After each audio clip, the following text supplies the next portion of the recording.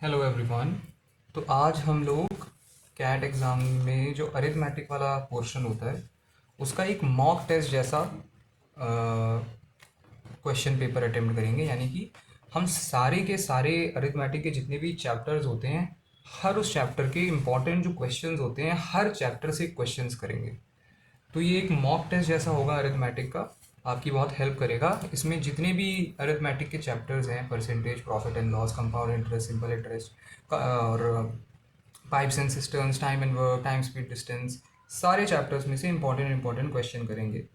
तो ये वीडियो ज़रूर देखना, एंड तक देखना और कोशिश करना कि मैं क्वेश्चन लिखूं, उसके मेरे सॉल्व करने से पहले आप लोग सॉल्व कर लेना। तो मैं क्वेश्चन सारा का सारा लिखूंगा, उसके बाद उसको सॉल्व करूंगा, उसको आपको एक्सप्लेन करूंगा। तो मेरे क्वेश्चन लिखने के बाद आप लोग उसे सॉल्व कर लेना, ठीक है। तो पहला क्वेश्चन लिखता हूं मैं। पहला क्वेश्चन है, Aryan invest 40% of his monthly saving. Aryan invest, I hope सही से दिखाई दे रहा होगा, मैं एक बार चेक कर लेता हूँ। हाँ, इसीलिए मैं क्वेश्चन बोल भी दे रहा हूँ ताकि आप लोगों को पता चल जाए कि मैं क्या लिख रहा हूँ, ठीक है। Aryan invest 40% of his monthly savings, of his monthly savings in a fixed deposit. In a fixed deposit, 25% of his monthly, 25% of the remaining saving is invested. 25% of the remaining savings is invested in stocks and the rest in stocks, and the rest and the rest goes into Aryan's saving bank account. Goes into Aryan's saving bank account. If the total amount deposited by him, if the total amount deposited by him in the bank, by him in the bank for savings account and fixed deposit is 1,02,000 rupees, ठीक है। Then what is Aryan's total monthly saving? Then what is Aryan's total monthly savings?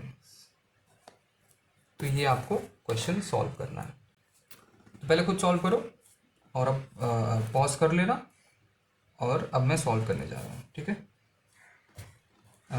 Aryan invests 40% of his monthly saving in a fixed deposit. 25% of the remaining saving is invested in stocks and the rest goes into Aryan's saving account.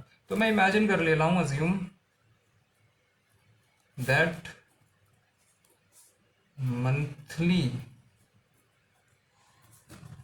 saving is rupees 100x.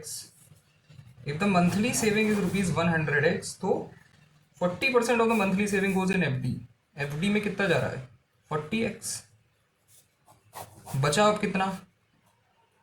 60x. और वो कह रहा है 25% of the remaining saving, जो बची हुई है उसका 25% इज इन्वेस्टेड इनटू स्टॉक्स। तो स्टॉक्स में कितना जा रहा है?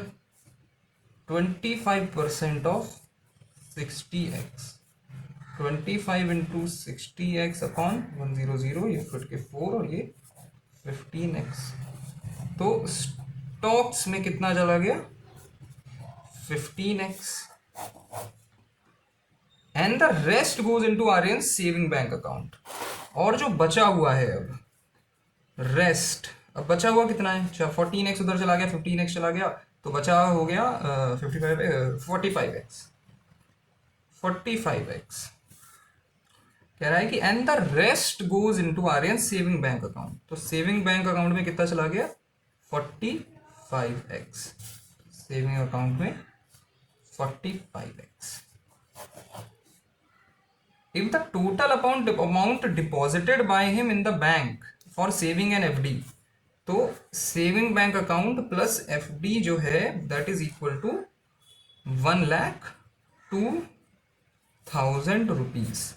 सेविंग बैंक अकाउंट यानी 45x प्लस एफडी यानी 40x इज इक्वल टू 1,02,000। तो 85x इज इक्वल टू और x is equal to,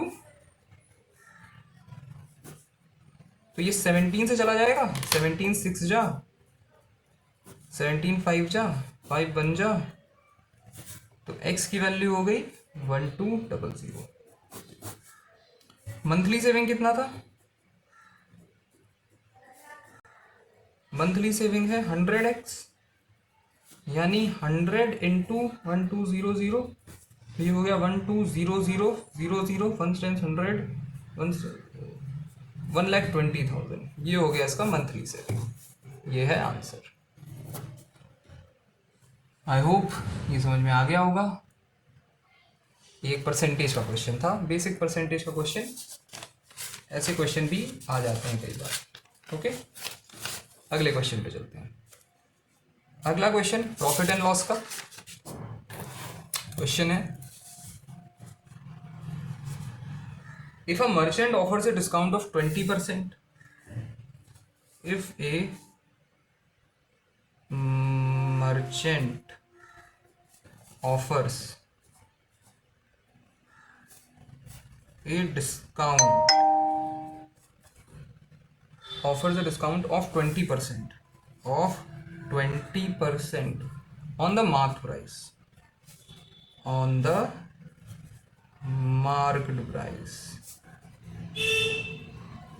they still achieve a profit of 4%.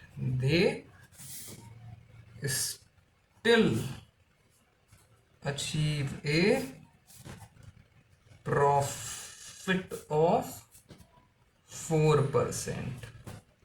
Which of the following strategies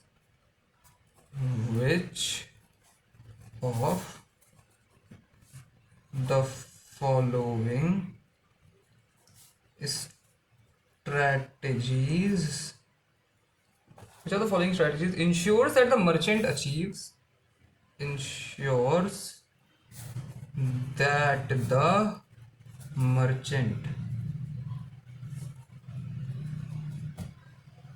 a profit of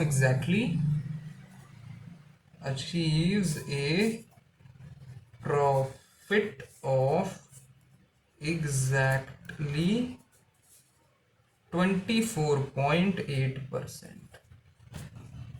पहली strategy, offer a discount of 5% on the mark price, offer a discount of 5% on the marked price. दूसरी strategy, offer a discount of 3.5% on the mark price. तीसरी strategy, offer a discount of 3% on the market price. चौथी strategy है offer a discount of 4% on the market price. चलो बताओ कैसे करोगे। तो मैं सॉल्व कर रहा हूँ, उसके पहले खुद कर लेना। If a merchant offers A discount of 20% on the market price, they achieve a profit of profit हो रहा है 4% का, तो मैं यहां से उठाऊंगा इक्वेशन। तो अगर मैं सीपी को अच्छा, और मुझे आंसर क्या पूछा है, which of the following ensures this merchant achieves a profit of exactly 24.8%। तो मुझसे परसेंटेज के टर्म्स में आंसर पूछा हुआ है ना, तो मैं डायरेक्ट वैल्यू अज्यूम कर सकता हूँ। मैं एक्स वैक्स में नहीं अज्यूम करूंगा, मैं डायरेक्ट वैल्यू अज्यूम करूंगा। मैं कह रहा हूँ कि सीपी को मैं 100 रुपीज मान रहा हूँ। अगर सीपी 100 रुपीज है और 4% का प्रॉफिट हो रहा है, तो एसपी कितना हो गया, 104 रुपीज हो गया। ठीक, सिंपल सी बात है, 4% का प्रॉफिट हो रहा है, 4 रुपए से बढ़ा दिया सीपी। तो CP 100 rupees, SP 104 rupees. Which are the following strategy. और फिर क्या कह रहा है, इफ अ मर्चेंट, सबसे पहले if a merchant offers A discount of 20%, discount हमेशा मार्क्ड प्राइस पे लगता है, डिस्काउंट हमेशा एमपी पे लगता है। तो जब हम एमपी से एसपी की तरफ जा रहे हैं तो हम 20% कम कर दे रहे हैं वैल्यू, 1/5 वैल्यू कम कर रहे हैं। तो अगर हम एसपी से एमपी की तरफ जाएंगे तो हम वैल्यू 1/4 बढ़ा देंगे, समझे। अगर एमपी से एसपी की तरफ जाते हुए हमने 20% वैल्यू कम करी है, तो जब हम एसपी से एमपी की तरफ वापस आएंगे तो हम वैल्यू को 1/4 यानी 25% बढ़ा देंगे। तो मेरा एसपी 104 है, इसको मैं 1/4 बढ़ाऊंगा तो मेरा मल्टीप्लाइंग फैक्टर जो है वो 5/4 आ जाएगा। तो मैं 104 इंटू 5/4 अगर कर दूं, 4 2 जा 8, 6 जा 5 6 जा 30, 0 कैरी ओवर 3, 5 2 जा 10, 130 रुपीज। ये आपका मार्क प्राइस आ गया, एमपी आ गया रुपीज 130। अब वो कह रहा है which of the following strategy ensure that the merchant achieves A profit of exactly 24.8%। 24.8% का उसको प्रॉफिट करवाना है, 24.8% का अगर उसे प्रॉफिट करवाना है तो उसको एसपी कितने का रखना होगा, एसपी रखना होगा रुपीज 124.8 का, 124.80। तो मुझे एमपी पता है, मुझे एसपी पता है, मुझे बस डिस्काउंट परसेंटेज निकालना है। तो कितना कम हो रहा है यहाँ पे, 130.0 माइनस 124.8, तो ये हो गया 2, 9 में से 4 गया, बचा 5, 0 0। तो 5.2 अपॉन एम के डिस्काउंट परसेंट हमेशा एमपी पे कैलकुलेट होता है, 5.2 अपॉन 130 इंटू 100। तो 13 4 जा होता है 52, तो ये हो गया 0.4, ये हो गया 10, कैंसिल कैंसिल, ये हो गया 4%। तो अगर वो डिस्काउंट 4% देगा, यानी ये वाला ऑप्शन, ऑप्शन 4, ऑप्शन डी, तो अगर वो 4% का डिस्काउंट देगा तो उसको 24.8% का प्रॉफिट हो जाएगा। आंसर है ये मेरा 4%। ओके, तो ये भी एक ठीक ठाक क्वेश्चन प्रॉफिट एंड लॉस का, काफी पूछा जाता है। अगला क्वेश्चन करते हैं कंपाउंड इंटरेस्ट का। कंपाउंड इंटरेस्ट में भी जो एक अच्छा हाई क्वालिटी क्वेश्चन होता है वो करेंगे इंस्टॉलमेंट का, ठीक है, क्योंकि ये काफी आता है। अगर कंपाउंड इंटरेस्ट का कोई अच्छा क्वेश्चन बन सकता है तो वो इंस्टॉलमेंट का ही बन सकता है, उसके अलावा क्या ही बनेगा। तो क्वेश्चन है, a Willow Creek town council, a Willow Creek town council, Creek town council secured a loan of, secured a loan of rupees 2,64,000 for a new park construction, for a new park construction. The loan carries on interest rate of 20%. The loan carries on interest rate, on interest rate of 20% per annum, compounded annually, compounded annually. The council agreed to repay the loan. The council agreed to repay the loan, to repay the total loan in 2 equal annual installment. To repay the total loan in 2 equal annual installment. with the first payment due at the end of the first year. With the first payment due at the end of the first year. What is the amount of each installment? What is the amount of each installment? तो चलो ये बताओ, ये भी एक अच्छा question है, almost same इस तरीका का क्वेश्चन आता ही आता है कैट में। अगर कभी भी कंपाउंड इंटरेस्ट का आएगा तो मतलब मुझे लगता है ऐसा ही क्वेश्चन आएगा, इजी क्वेश्चन थोड़ी पूछेंगे यार। तो इसको कैसे सॉल्व करते हैं, इसको अप्रोच कैसे करते हैं? इसको अप्रोच करते हैं एक टेबल बना के। तो हम एक टेबल बनाएंगे, टेबल में सबसे पहले लिखेंगे, इसको यहाँ सोल्यूशन में लिख देता हूँ, पहले खुद ट्राई करना, ठीक है। सबसे पहले लिखेंगे ईयर, ठीक है। अगला लिखेंगे प्रिंसिपल, उस साल के लिए प्रिंसिपल क्या है, तो प्रिंसिपल। फिर अगला लिखेंगे इंटरेस्ट, इंटरेस्ट। अगला कॉलम होगा अमाउंट, अमाउंट। और अगला कॉलम होगा इंस्टॉलमेंट। तो पहले साल, पहला साल है ईयर 1, प्रिंसिपल कितना है इस साल, 2,64,000, 2,64,000। इंटरेस्ट रेट कितना है, the loan carries an interest of 20%, 20%। तो 20% अगर इंटरेस्ट है तो कितना आ जाएगा इंटरेस्ट, निकालो जरा। 20 इंटू 264,000 अपॉन 100, 0 से 2 0 चले गए, ये हो गया 0 0, 4 2 8, 6 2 12 के 2 कैरी के ऊपर 1, 52,800 रुपीज, 52,800, ठीक है। अमाउंट कितना हो गया अब, क्योंकि कंपाउंड इंटरेस्ट में अमाउंट प्रिंसिपल पे और इंटरेस्ट दोनों छोड़ो, वो अगले साल का है, पहले इसमें अमाउंट निकाल लो। 264,000, 52,800, 008, 6 6 1 2 3 4 5 9 1 कैरी ऊपर 316,800, 316,800।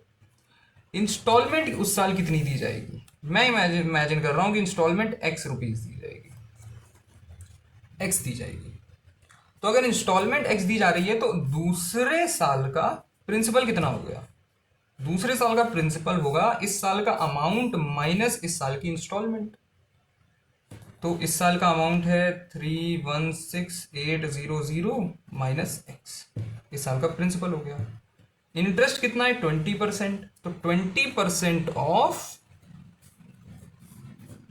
316,800 माइनस x। तो अब कर दो 1/5 इंटू 316,800 माइनस x। तो ये हो गया 5 6 जा 30, 16 3 जा 15, 5 ऐसे करो यार, 316,800, 5 6 जा 30, 16 3 जा 15, 18, है ना, सही कर रहा हूँ ना, ठीक है, ठीक है। 3 जा 15, 30, 6 जा 0 जा, तो ये हो जाएगा 63360 माइनस x अपॉन 5, यही होगा ना, 63360 माइनस x अपॉन 5। ये हो गया इंटरेस्ट इस साल का। अब इस साल का अमाउंट कितना होगा, वो तो प्रिंसिपल में हम इसको ऐड करा देंगे, वो मेरा अमाउंट आ जाएगा। मेरा जो अमाउंट आएगा वो यही आएगा ना, कि मैं इसके प्रिंसिपल में इसको ऐड कर दूँ। तो करो जरा ऐड। मुझे इक्वेशन क्या बनी है, इक्वेशन बनी है 316,800 minus x plus 63360 minus x upon 5। तो पहले इन दोनों को ऐड कर दो जरा, ये हो गया 0 6 8 1 2 3 11 के 1 कैरी के ऊपर 1 1 4 4 10 के 0 कैरी के ऊपर 1, ये हो गया 2 और ये हो गया 6, ये हो गया 8, ये हो गया 3। Minus x upon 5। तो ये हो जाएगा 380,160 माइनस 5x 6x अपॉन 5। तो मेरा जो अमाउंट आया इस साल का वो आया 380,160 माइनस 6x अपॉन 5। अब जो इस साल का अमाउंट है ये तो मुझे पूरा का पूरा यहाँ पे रीपे करना है।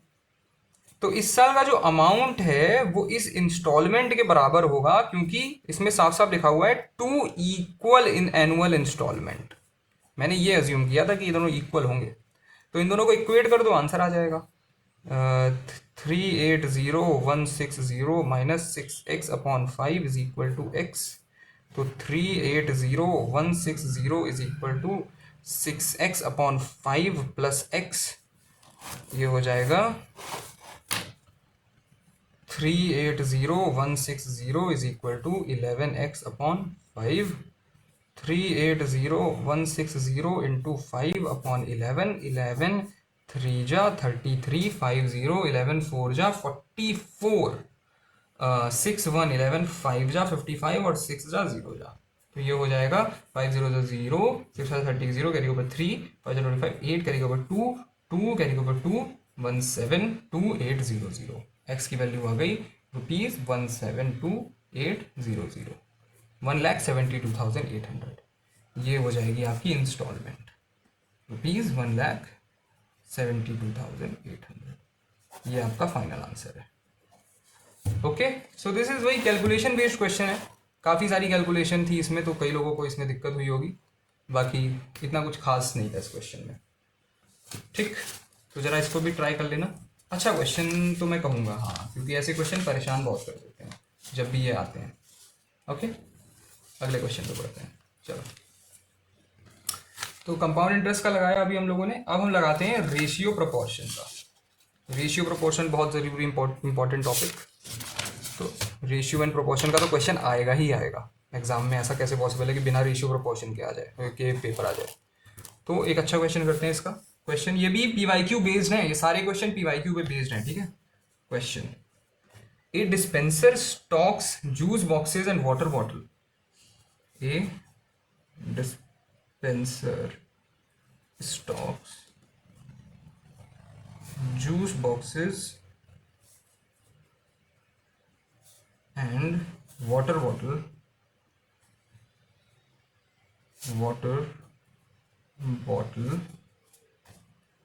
in 3 sizes,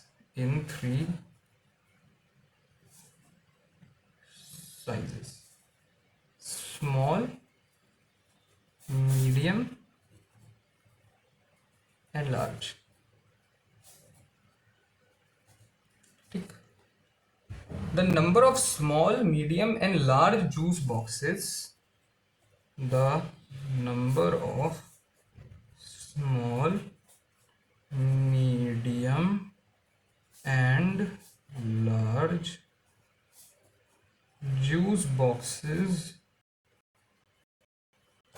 the number of small, medium and large juice boxes in its stocks are in the ratio, stocks are in the ratio 5:3:3, 5:3:3, and the number of small, medium and the number of small, medium and large water bottle and large water bottle are in the ratio 4:3:3, are in the ratio 4:3:3. If the total number of juice boxes, if the total number of juice boxes in its stock is the same, in its stock is the same as the total number of water bottles, as the total number of water bottles. Then the ratio of the number of large, then the ratio of the number large juice boxes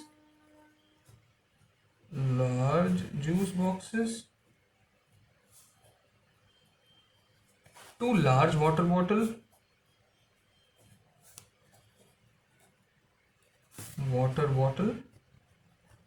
is, so a dispenser stocks juice boxes and water bottle in three sizes: small, medium and large. The number of small, medium and large juice boxes in its stocks are in the ratio 5:3:3. तो the number of, तो juice boxes जो हैं, juice boxes को अगर हम देखें तो उसमें जो स्मॉल, मीडियम और लार्ज है बॉक्सेस हैं, वो कौन से रेशियो में है? वो है 5:3:3. And the number of small, medium and large water bottle, और जो वाटर बॉटल है वो है, एंड वो किस रेशियो में है? Small is to medium is to large, वो है 4:3:3.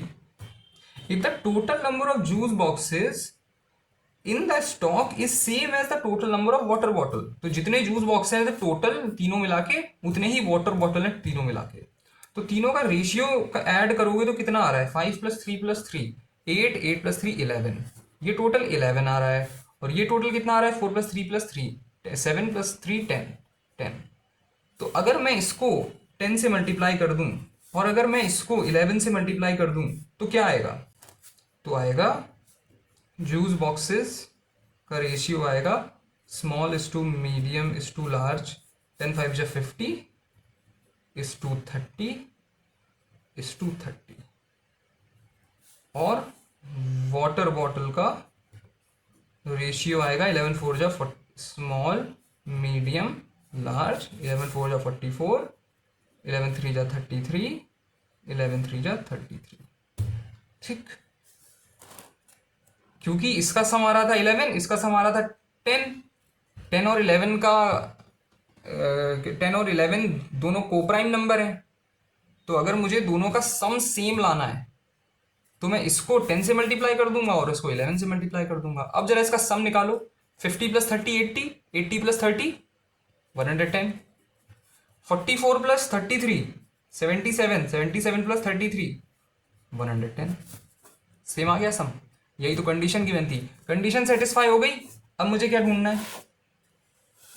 इस सेम है total number of water bottle. Then the ratio of number of large juice boxes जो कि है 30 is to large water bottle है 33, यानी 10:11. यही है फाइनल आंसर. दैट इज, अगर इस तरीके से करोगे तो इतनी जल्दी हो जाएगा क्वेश्चन, ज़्यादा कोई दिक्कत पड़ेगी नहीं. ठीक ठाक लेवल का क्वेश्चन है ये क्वेश्चन आ चुका है कैट में, मतलब ऐसा ही क्वेश्चन ऑफ कोर्स, राइट. तो इसको ज़रा सॉल्व कर लेना अच्छे से. अगले क्वेश्चन पे आते हैं. इसका एक स्क्रीनशॉट ले लो चाहो तो, और इसको बार बार रिवाइज करना. अगला क्वेश्चन है कंसिडर द सेट एस. ये क्वेश्चन है एवरेजेस से, आई थिंक. हाँ, consider the set S is equal to 2 3 4 5 all the way to 2n+1. ठीक है. where n is a positive number larger than, where n is a positive number larger than, n is a positive number larger than 3003. Define x as the average of odd integers, as the average of odd integers in S, and y as the average of even integers, and y as the average of even integers in S. What is the value of x minus y? What is the value of x minus y? बताओ x minus Y की क्या value होगी? तो जो set हमें दिया हुआ है उसमें वैल्यूज हैं 2, 3, 4, 5, 6 करते करते करते करते ये 2n+1 तक जाएगी. और 2n+1 क्या होता है? 2n+1 होता है ऑड नंबर. तो 2 से शुरू हो रहा है ये और ऑड नंबर तक जा रहा है. जनरल फॉर्म जो ऑड नंबर की होती है वो होती है 2n+1. फिर ये कह रहा है कि डिफाइन x जो है वो है एवरेज ऑफ ऑड इंटीजर्स. तो मैं मान रहा हूं कि जो ऑड इंटीजर का सेट इसमें से निकलेगा, इसका जो सबसेट होगा ऑड इंटीजर का, वो शुरू होगा 3 से, फिर आएगा 5, फिर 7, फिर 9 और ऐसे चलते चलते आ जाएगा 2n+1. और जो इसका सबसेट होगा इवन इंटीजर का वो होगा 2, 4, 6, 8 ऐसे चलते चलते 2n. इवन इंटीजर का जनरल फॉर्म होता है 2n, ऑड का होता है 2n+1. ठीक है. अब ये कह रहा है कि जो x है average of odd integers in s, तो ऑड इंटीजर ये है, इनका एवरेज है x. अब ये एक एपी है ना, ये एक अरिथमेटिक प्रोग्रेशन है, और अरिथमेटिक प्रोग्रेशन में एवरेज क्या होता है? एवरेज ऑफ एपी क्या होता है? First term plus last term divided by क्या होता है बताओ? First term plus last term divided by 2. याद रखना. तो इसमें फर्स्ट टर्म क्या है? x है एवरेज ऑफ ऑड इंटीजर्स. तो इसमें फर्स्ट टर्म है 3 प्लस लास्ट टर्म है 2n+1 डिवाइडेड बाई 2. तो क्या आ जाएगा? ये आ जाएगा 2n+4 डिवाइडेड बाई 2, ये हो जाएगा n+2. ठीक है, ये हो जाएगा n+2. तो x की वैल्यू आ गई n+2. x is equal to n+2. याद रखना. नाउ डिफाइन, और फिर y as the average of even integers. तो इवन इंटीजर्स का ये सबसेट है. अब ये भी एक एपी बना रहा है. 2, फिर 4, फिर 6, फिर 8 कॉन्स्टेंटली आगे बढ़ रहा है कांस्टेंट टर्म से. इसमें जो इसका जो फैक्टर है, जिस नंबर से ये कॉन्स्टेंटली ऐड हो रहा है, वो क्या है? वो 2 है. वो 2 है ना. तो ये भी एक एपी है. और इसमें भी एपी में एवरेज क्या होता है? एपी में एवरेज अभी हमने पता किया था. एपी में एवरेज होता है first term plus last term divided by 2. तो फर्स्ट टर्म क्या है इसका फर्स्ट टर्म है 2 प्लस लास्ट टर्म क्या है? लास्ट टर्म है 2n डिवाइडेड बाई 2. तो ये हो गया n+1. तो y की वैल्यू आ गई n+1. मुझे फाइंड क्या करना था? मुझे फाइंड करना था x माइनस वाई. और n की जो वैल्यू है इसने बोला है is a positive number larger than 3003. तो n हम 3003 से कोई भी बड़ा नंबर ले सकते हैं, लेकिन हमें बड़ा नंबर लेने की जरूरत ही नहीं होगी. कोई भी नंबर हमें लेने की जरूरत ही नहीं होगी. क्यों? क्योंकि जरा ये देखो, x की वैल्यू है n+2, यहां पे हमने निकाली है अभी n+2. n+2, y की वैल्यू है n-1, तो -n+1. जरा इसको सॉल्व करो. n+2 -n-1, n से n कैंसिल ही हो गया, 2 माइनस 1 1 आ गया। जब n से n कैंसिल ही हो जा रहा है तो n की कोई भी वैल्यू डाल दो वो कैंसिल ही हो जाएगी, जीरो ही आ जाएगा। तो हर बार अगर जीरो ही आ जाएगा तो कोई वैल्यू डालने की जरूरत ही नहीं पड़ेगी। इस इक्वेशन में चाहे कोई वैल्यू डालो ना डालो, आंसर 1 ही आएगा हर बार। So that is your final answer. ये एक अच्छी लेवल का क्वेश्चन है एवरेजेस का। एवरेज के क्वेश्चंस भी बहुत आते हैं। ओके, सो ये भी कर लेना बहुत अच्छे से, पहले खुद करना, आई होप किया होगा। और अब हम अगले टॉपिक की ओर बढ़ते हैं। अगला क्वेश्चन इस मॉक टेस्ट का अगला क्वेश्चन है मिक्सचर्स एंड एलिगेशन का। मिक्सचर्स एंड एलिगेशन अगेन बहुत इंपॉर्टेंट टॉपिक, हर पेपर में क्वेश्चन आता ही है। तो क्वेश्चन है ए वाटर डिस्ट्रीब्यूशन सिस्टम, और ये भी क्वेश्चन पीवाईक्यू बेस्ड है, ठीक है। ए water distribution system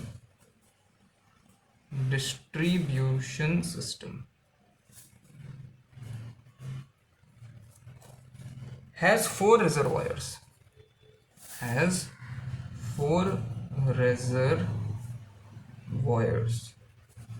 wx y z, each initially containing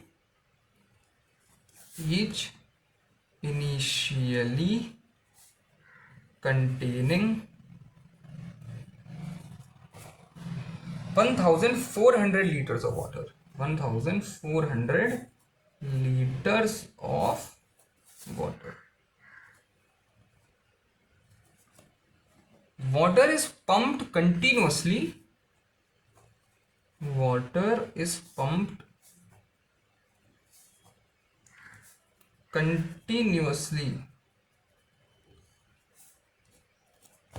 From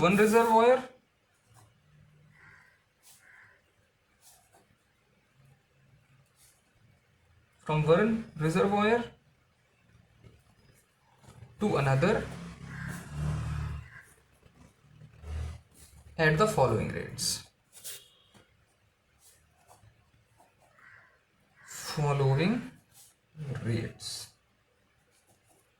तो यहां पे हम लिखेंगे फ्लो पाथ और यहां पे है रेट, यानी लीटर पर मिनट। तो from W to X 30 litre per minute, from Y to W 80 litre per minute, from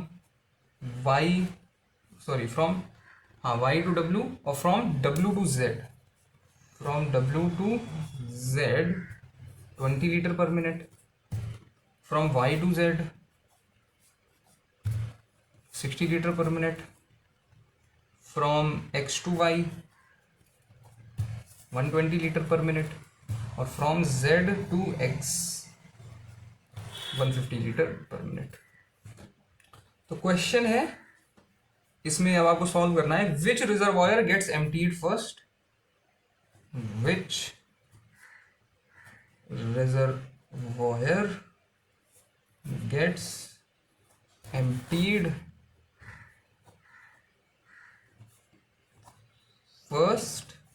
and how much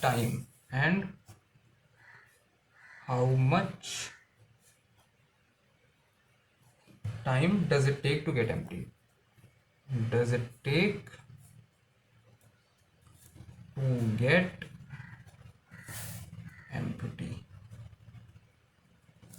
चलो इसको सॉल्व करो, बहुत जरूरी क्वेश्चन है, ये भी आ चुका है, ये भी ऐसा क्वेश्चन एक पीवाईक्यू में, ठीक है। तो इसको जरा स्क्रीनशॉट ले लो अपने लिए और फिर मैं सॉल्व करता हूँ। तो इसको सॉल्व करने का सबसे अच्छा तरीका है विजुअलाइज करके सॉल्व करो, डायग्राम बना के सॉल्व करो। 4 टैंकर हैं तो मैं बना ले रहा हूँ 4 tanker, W X Y Z। W से X 30 लीटर 30, Y से W 80, W से Z W से Z है 20, 20, Y से Z 60, 60, X से Y 120, Z से X 150, 150। सो अब सबका इंडिविजुअली लिखो। ये तो हमने डायग्राम बना लिया, लेकिन अब इन सबका एक बार इंडिविजुअली भी लिख के और अच्छी क्लैरिटी आएगी कि W में क्या हो रहा है। W में जा रहा है 30 और 20, यानी 50 जा रहा है और 80 आ रहा है। तो 30 आ रहा है, ये ओवरऑल गेन में रह रहा है, 30 के गेन में रह रहा है। तो ये तो खाली नहीं हो रहा, मुझे पता करना है खाली पहले कौन होगा। तो ये जब खाली नहीं हो रहा तो ये तो नॉट पॉसिबल हो गया। एक्स की बात करते हैं। एक्स में 120 जा रहा है और दो जगह से आ रहा है, 150 आ रहा है और 30 आ रहा है। तो एक्स में 180 आ रहा है और 120 जा रहा है, तो ये भी गेन में रह रहा है, ये भी 60 के गेन में रह रहा है, तो ये भी नॉट पॉसिबल हो गया। वाई की बात करते हैं। वाई में 80 जा रहा है, 60 जा रहा है, मतलब 140 जा रहा है और 120 आ रहा है, तो ये 20 के लॉस में है। ये पहला वाला है जो कि लॉस में है। कितने के? 20 के लॉस में है, तो इसमें पॉसिबिलिटी है। अब Z की जरा बात कर लो। Z में 60 आ रहा है, 20 आ रहा है, 80 आ रहा है और 150 जा रहा है, तो ओवरऑल भी ये भी लॉस में है। कितने के? 70 के लॉस में है। तो ये सबसे पहले खाली होगा, जिसमें से पानी सबसे ज्यादा निकल रहा है। कितनी जल्दी खाली होगा? तो first part of the question का हमें आंसर मिल गया कि Z सबसे पहले खाली होगा। How long does it take? Overall capacity, overall capacity है 1400 लीटर्स की, जो क्वेश्चन में दिया हुआ था। 70 लीटर पर मिनट ये खाली हो रहा है, तो टोटल टाइम कितना लग जाएगा? 20 minute. That is your final answer. 20 minute is the final answer. Again very important topic, बहुत अच्छे से इस क्वेश्चन को करना, ठीक है। अगला क्वेश्चन करते हैं, बहुत ज्यादा इंपॉर्टेंट टॉपिक से, आई वुड से अरिथमेटिक का सबसे इंपॉर्टेंट टॉपिक है, जो कि है टाइम, स्पीड एंड डिस्टेंस। ठीक, तो टाइम, स्पीड एंड डिस्टेंस का एक अच्छा क्वेश्चन करते हैं। काफी अच्छा क्वेश्चन करेंगे, मजा आएगी। और ये बहुत अच्छे से देखना, ठीक है। ये वाला क्वेश्चन मतलब आपको अच्छा खासी प्रैक्टिस कराएगा टाइम, स्पीड एंड डिस्टेंस की। तो क्वेश्चन है, Sara and Tina run a course. Sara and Tina run a course between run a course between point x and y, point x and y 5 kilometers apart, 5 kilometers apart। मतलब x और y के बीच में जो distance है वो 5 kilometre है। सारा starts at 9 AM, सारा starts at 9 AM from x at the speed of 4 kilometer per hour, from x at the speed of 4 kilometer per hour, reaches y and returns to x, reaches y and returns to x at the same speed, at the same speed। Tina starts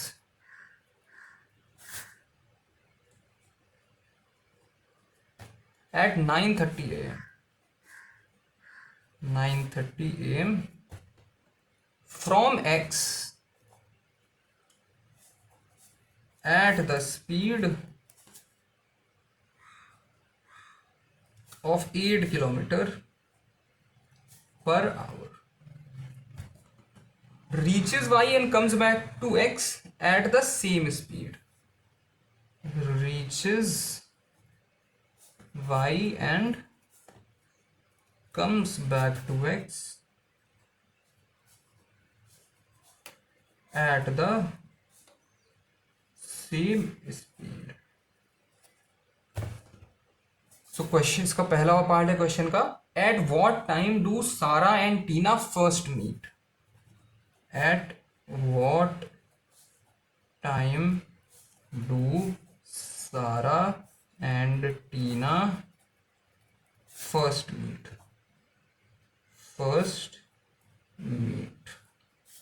और दूसरा कोई part है, at what time does Tina overtake सारा.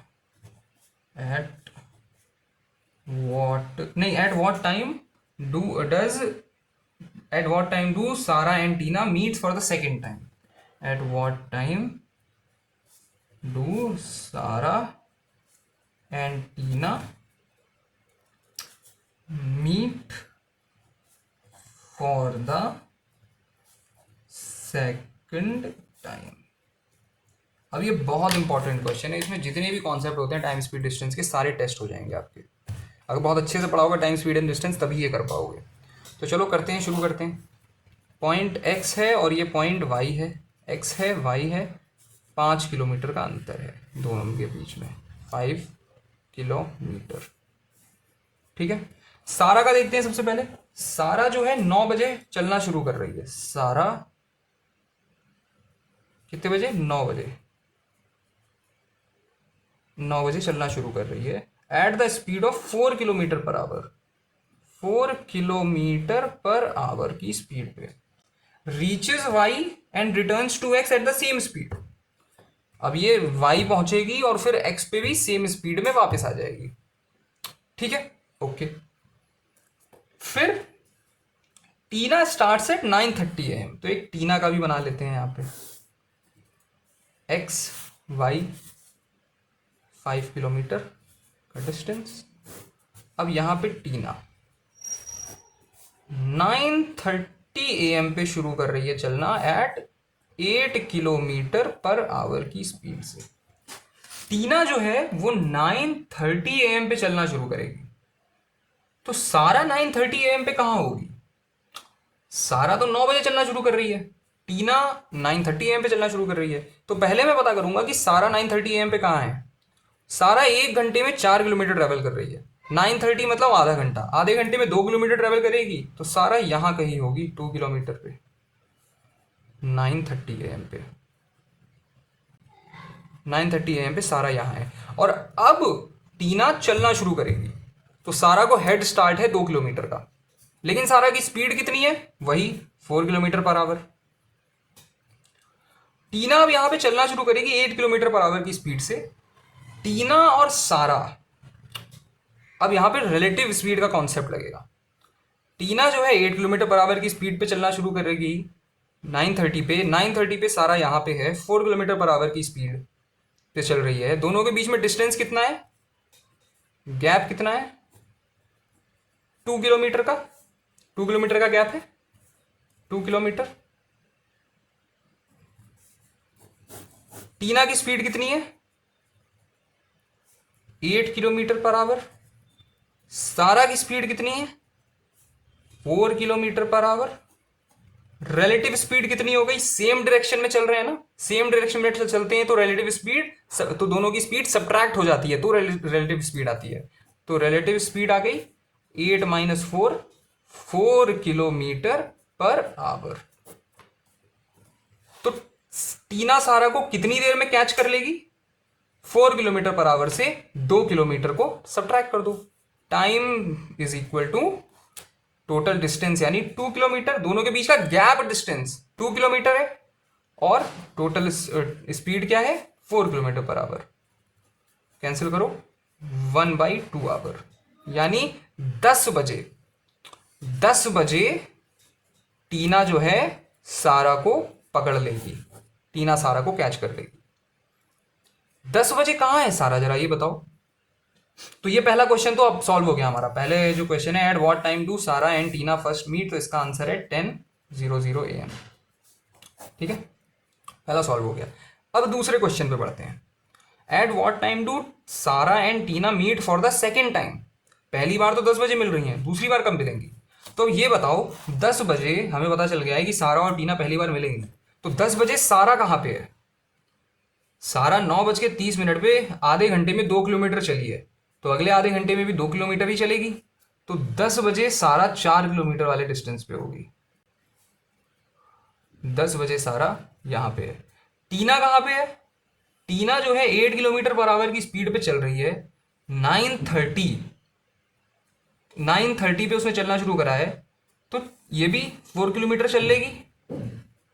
इसीलिए तो ये लोग यहाँ पे मीट कर रहे हैं 10 किलोमीटर वाले मार्ग पे। ठीक, 10 किलोमीटर वाले मार्ग पे ये दोनों यहाँ पे हैं।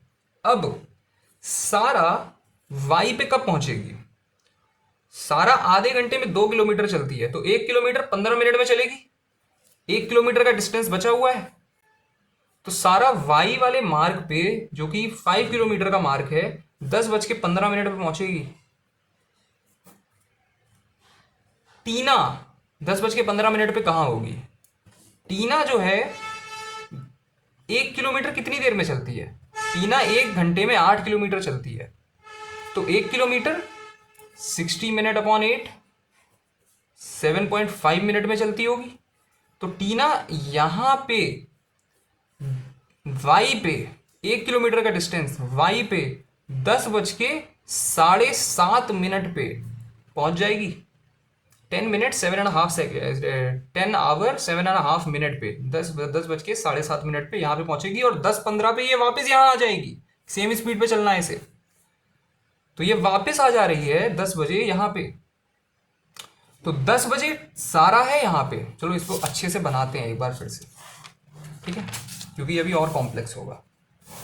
तो अभी जो मैंने आपको एक्सप्लेन किया, एक्स वाई 5 किलोमीटर का डिस्टेंस है, तो 10:15 पे सारा है यहाँ पे। 10:15 पे सारा यहाँ पे है, और इस डायरेक्शन में अब चलना वो शुरू कर रही है। और ये हो गया 5 किलोमीटर। 10:15 पे टीना यहां पहुंच चुकी है। टीना ने ओवरटेक कर लिया है सारा को, यही हमने अभी ढूंढा ना। 10:07 7:30 पे टीना यहां पर है, और फिर वो वापस चलना शुरू कर चुकी है, तो फिर वो यहां आ गई। 10:15 पे यहां पे है 1 किलोमीटर के डिस्टेंस पे, यानी टोटल यहां पे 4 किलोमीटर का डिस्टेंस बचा हुआ है, 4 किलोमीटर। अब टीना आगे चल रही है, और टीना की स्पीड भी ज्यादा है, तो इसका मतलब है टीना पहले यहां तक पहुंच जाएगी, उसके बाद ही इनका मिलना होगा। उसके पहले तो ये मिल नहीं सकते, क्योंकि सारा की स्पीड भी कम है और सारा पीछे भी है। टीना की स्पीड भी ज्यादा है, टीना आगे भी है, तो टीना पहले एक्स के मार्ग तक पहुंच जाएगी। उसके बाद जब वापस चलना शुरू करेगी तब ये लोग मिल सकते हैं, यहां तक तो मिलने वाले हैं नहीं। तो इतनी देर का हम टाइम निकाल लेते हैं, वो तो उसमें तो टीना और सारा का मिलना होगा ही नहीं। टीना क्योंकि आगे ही रहने वाली है, तो टीना यहां तक कब कितनी देर में पहुंचेगी? 4 किलोमीटर का डिस्टेंस कितनी देर में ट्रैवल करेगी? टीना की स्पीड क्या थी? टीना की स्पीड थी 8 किलोमीटर पर आवर। 4 किलोमीटर का डिस्टेंस कितनी देर में कवर करेगी? 1/2 आवर, यानी 10:45 पे टीना यहां पहुंच जाएगी। 10:45 पे सारा कहां पर है? सारा जो है 15 मिनट में 1 किलोमीटर ट्रेवल करती है। 10:15 पे सारा यहां पे है अभी, तो 10:45 यानी आधा घंटा। आधे घंटे में सारा कहां पे होगी? सारा आधे घंटे में 2 किलोमीटर डिस्टेंस ट्रेवल करेगी। 15 मिनट में 1 किलोमीटर करती है, 30 मिनट में 2 किलोमीटर करेगी, तो सारा यहां पे होगी। तो ये कितनी डिस्टेंस है? 3 किलोमीटर। यहां पे सारा होगी 10:45 पे। ठीक, अब सारा इधर को चल रही है, टीना इधर को चल रही है, तो रिलेटिव स्पीड क्या हो गई फिर इन दोनों की? अब इनकी रिलेटिव स्पीड ऐड हो जाएगी।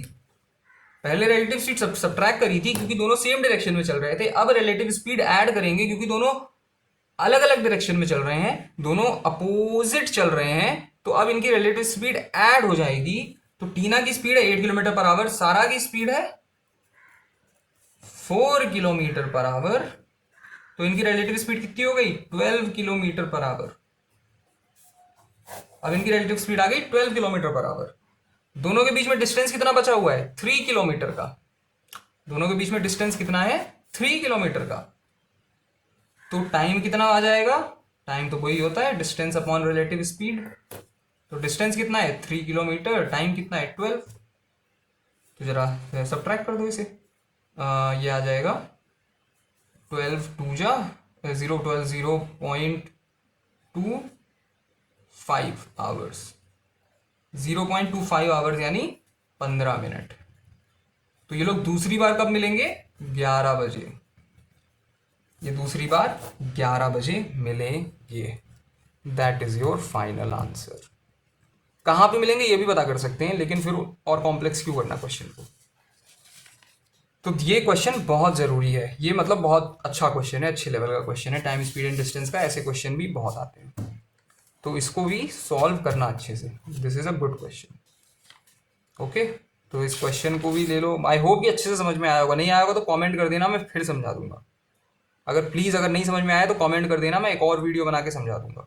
ये क्वेश्चन बहुत इंपॉर्टेंट है, ये भी PYQ बेस्ड क्वेश्चन है। तो ये क्वेश्चन, ये इसका पहला सोल्यूशन और ये इसका दूसरा सोल्यूशन, तो इसको भी नोट कर लो। अब हम लोग आगे बढ़ते हैं, अगला क्वेश्चन करते हैं। अगला क्वेश्चन होगा, आई थिंक अगला क्वेश्चन, अगला क्वेश्चन है टाइम एंड वर्क का। ठीक है, तो टाइम एंड वर्क का एक क्वेश्चन करते हैं। चलो, सो क्वेश्चन इधर नोट करता हूं मैं ताकि आराम से सॉल्व हो जाए। बड़ा क्वेश्चन है ये भी। क्वेश्चन, टाइम एंड वर्क भी बहुत इंपॉर्टेंट टॉपिक है। A developer can complete A coding project, a developer can complete A coding project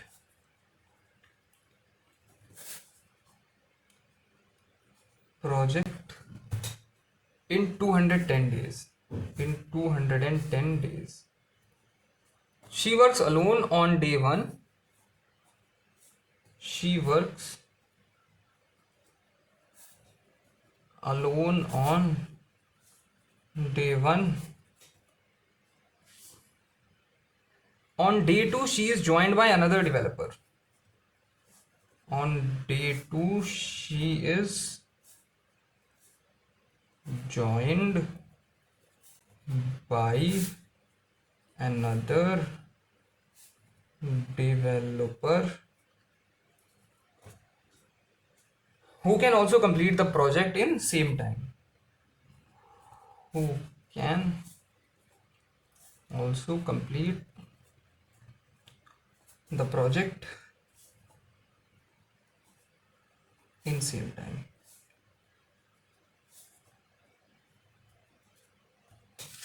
On day 3, they are joined by a third. On day 3, they are joined by a third developer of equal efficiency. Of equal efficiency. This pattern continues every day. This pattern continues every day.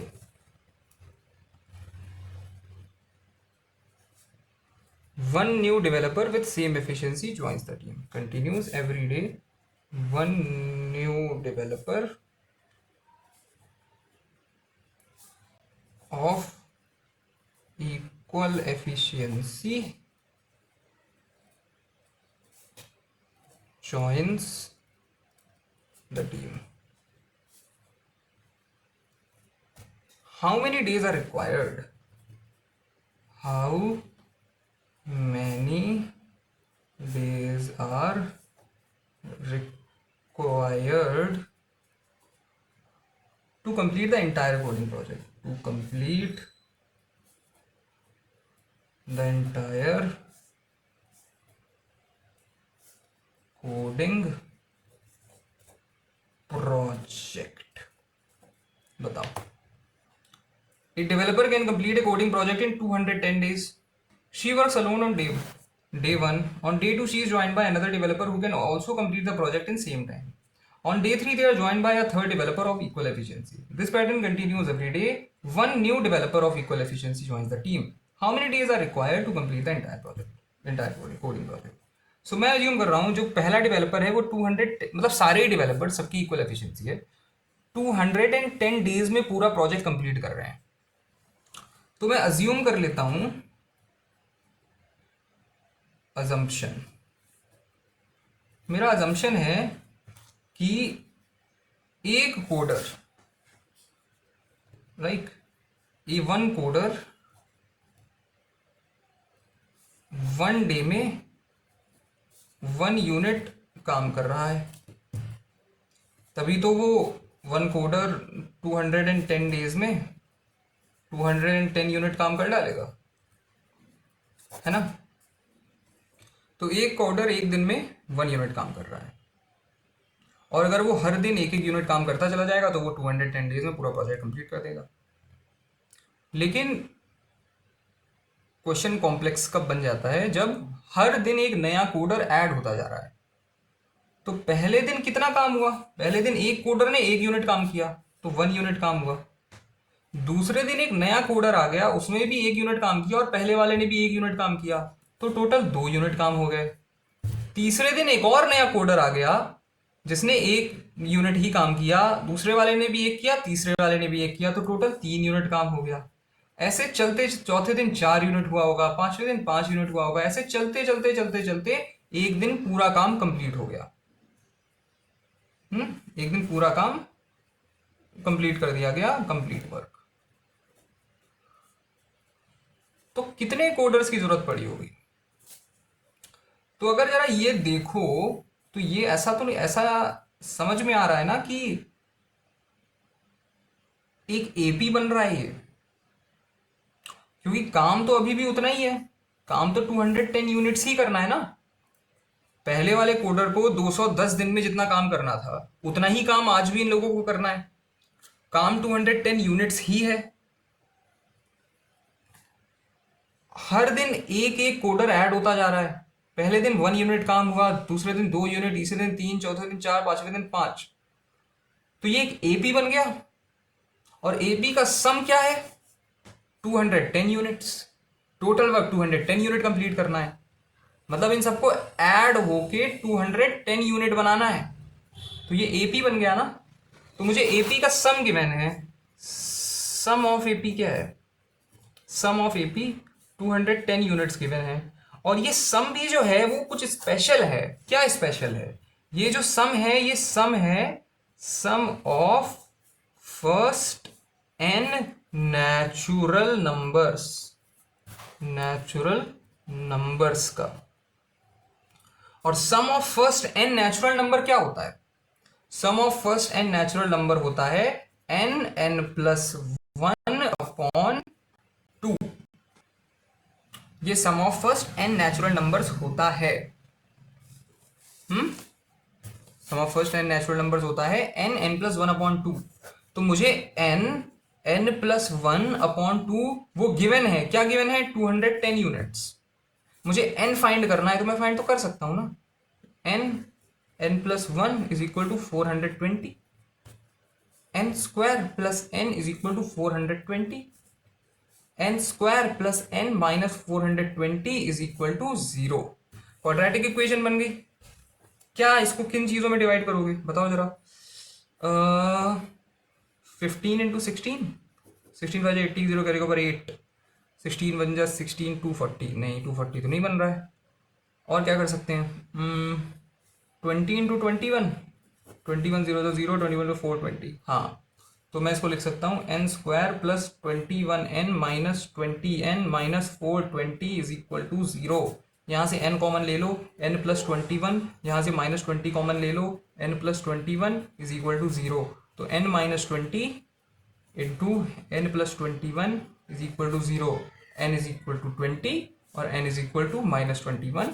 -21 possible नहीं है, सिर्फ और सिर्फ एक natural number ही इसका answer हो सकता है। सो क्या, how many days are required, how many days are required, so total days required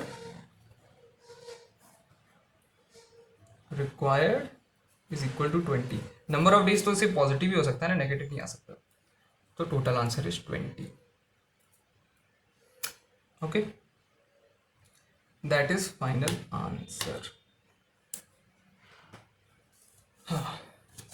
good question. इसमें एपी का भी कॉन्सेप्ट लग गया, sum of first n natural number भी लग गया, और एक्चुअली में क्वेश्चन टाइम एंड वर्क का भी था। तो ऐसे क्वेश्चन बहुत पूछे जाते हैं। सो अब एक फाइनल क्वेश्चन करते हैं आज की वीडियो का। अरिथमेटिक के आखिरी चैप्टर से हमने पूरे अरिथमेटिक का रिवीजन किया है, पूरे के पूरे अरिथमेटिक का। अरिथमेटिक का एक भी चैप्टर हमने नहीं छोड़ा है, ये इतनी इंपॉर्टेंट वीडियो है। तो फाइनल क्वेश्चन अरिथमेटिक का क्या है? फाइनल क्वेश्चन है पाइप्स एंड सिस्टम्स से। पाइप्स एंड सिस्टम्स जैसा ही क्वेश्चन एक हमने अभी किया था, लेकिन ये प्रॉपर पाइप्स एंड सिस्टम्स का क्वेश्चन है। क्वेश्चन है, a reservoir has an inflow pipe and an outflow pipe. A reservoir has an inflow pipe and an outflow pipe. Flow pipe.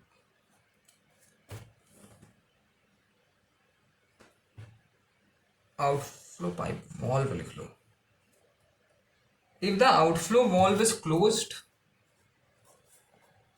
if the outflow valve is closed, if the outflow valve is closed, the inflow pipe fills the empty reservoir in 12 hours. The inflow pipe fills the empty reservoir in 12 hours.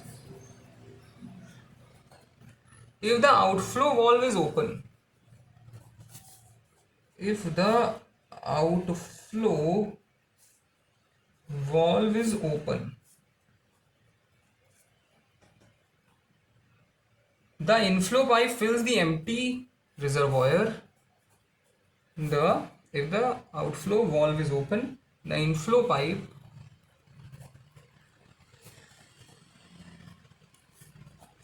fills the empty reservoir in 15 minutes.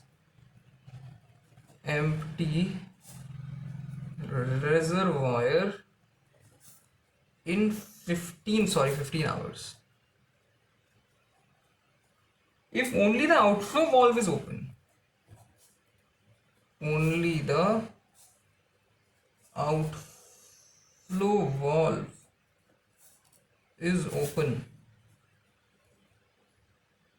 in how many hours will the reservoir become half full?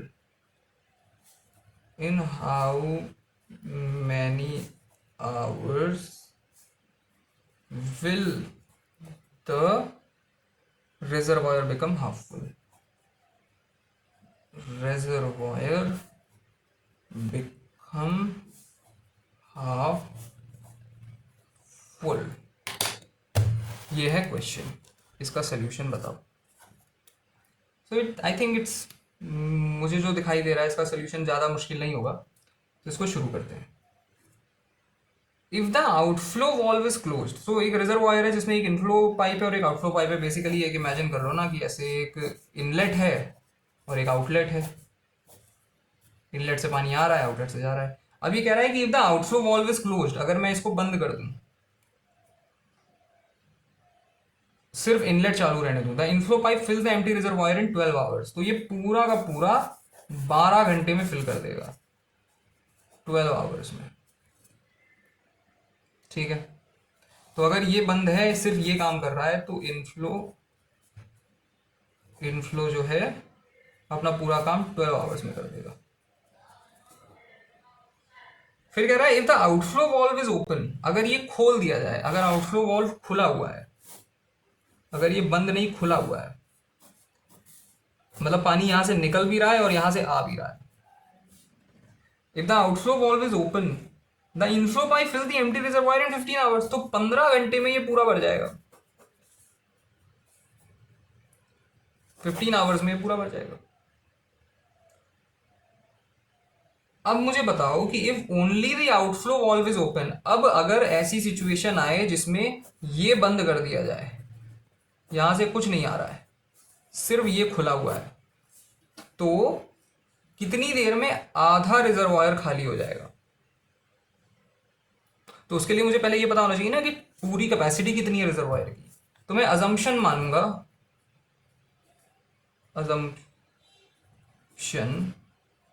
Assumption मानूंगा कि जो total capacity है,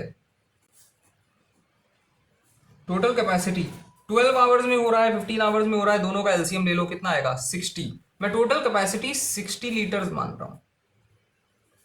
अगर total capacity 60 litres है, इसी तरीके से time and work के क्वेश्चन सॉल्व किए जाते हैं।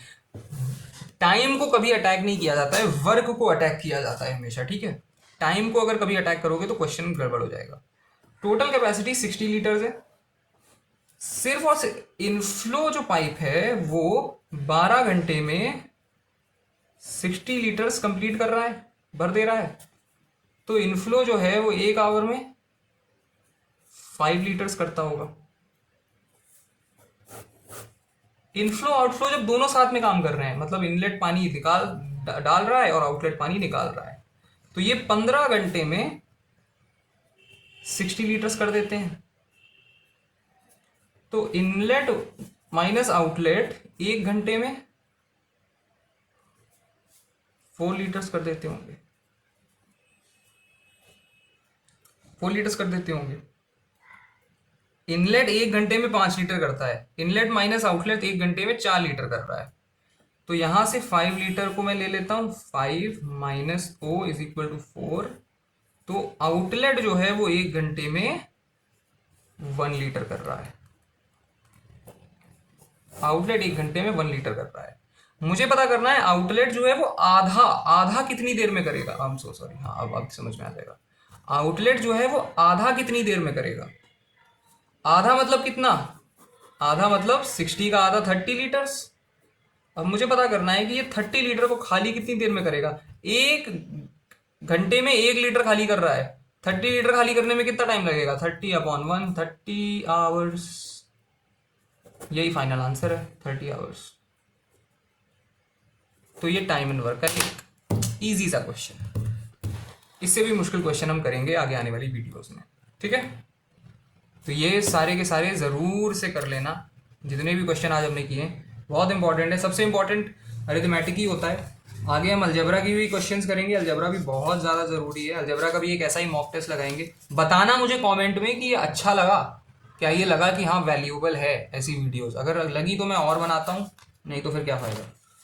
तो मुझे कमेंट में ज़रूर बताना, जो भी डाउट हो वो भी बता देना। मैं तो सॉल्व कर ही दूंगा, नहीं तो कोई और तो कर ही देगा। Okay, so see you in the next video. Bye bye.